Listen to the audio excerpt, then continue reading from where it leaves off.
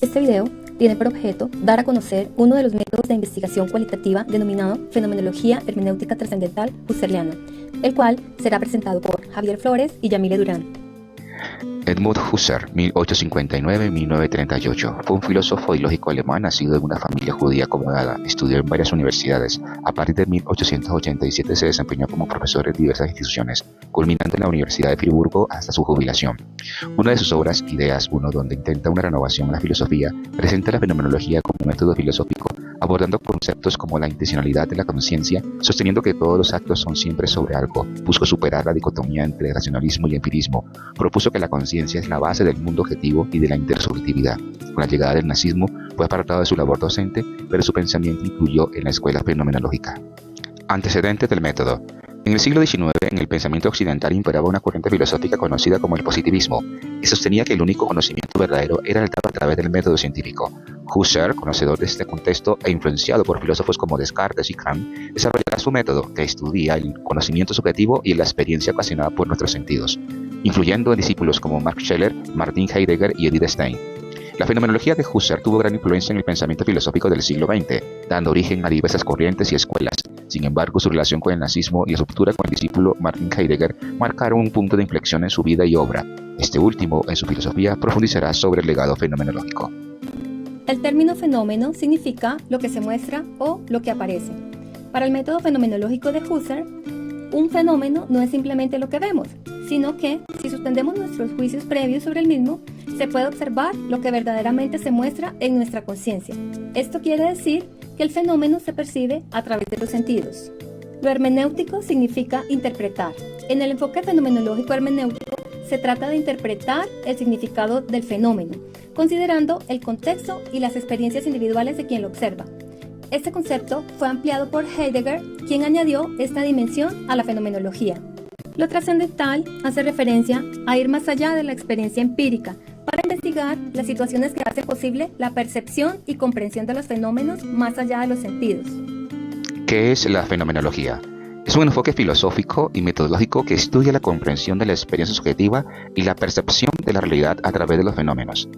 Algunos de los principios: la reducción eidética, que es captar las esencias de los fenómenos; la esencia, que se comprende como lo que es común a todas las cosas; reducción fenomenológica, que exige describir y comprender la experiencia desde su propia lógica de organización; la epogé, que es poner entre paréntesis nuestras creencias o juicios.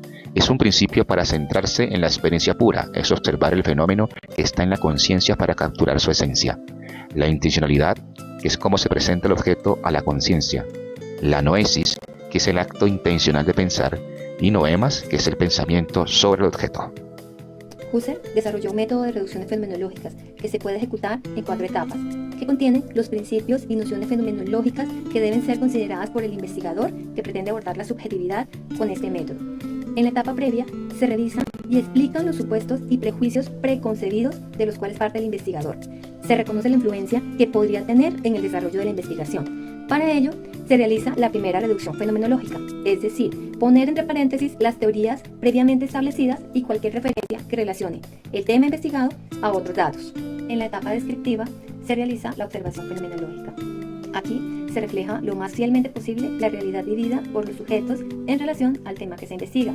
Por ello, se pide que detallen experiencias acerca de los sentimientos, el estado de ánimo, las emociones, situaciones, respuestas corporales, entre otras.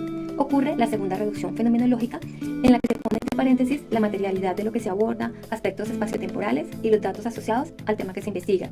El investigador, por su parte, transcribe y obtiene los datos relacionados con el tema investigado. A partir de esta información, construye la descripción protocolar, es decir, realiza la descripción objetiva, sin prejuicios y sin interpretaciones subjetivas.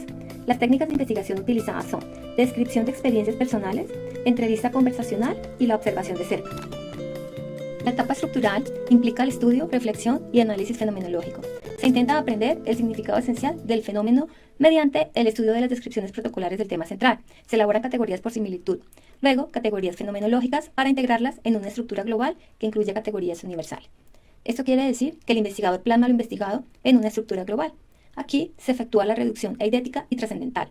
Finalmente, en la etapa de discusión del resultado, se integran todas las estructuras particulares en una estructura general para pasar de las cosas singulares de cada participante a una teoría universal. Aquí se confronta el resultado del estudio con otros estudios del mismo enfoque para determinar las coincidencias o divergencias con las reflexiones del autor. Ejemplo de aplicación del método. El objetivo de este ejercicio está centrado en las experiencias de los educadores y su impacto en la enseñanza-aprendizaje. Primero, en la reducción fenomenológica, el investigador revisa la literatura existente y formula preguntas de investigación sobre la percepción de los educadores en el aula. Segundo, reducción e idética, se realizan entrevistas abiertas con educadores para capturar la esencia de sus vivencias, enfocándose en momentos significativos, retos y relaciones en su carrera. Tercero, etapa estructural. Se analizan las transcripciones de las entrevistas para identificar temas y patrones, centrándose en la motivación, la relación entre experiencias personales y pedagogía y el impacto emocional en la práctica educativa. Y cuarto, en la discusión de resultados se discuten los hallazgos en relación con la teoría y la práctica, reflexionando sobre cómo las experiencias de los maestros influyen en su enseñanza y en el aprendizaje de los estudiantes.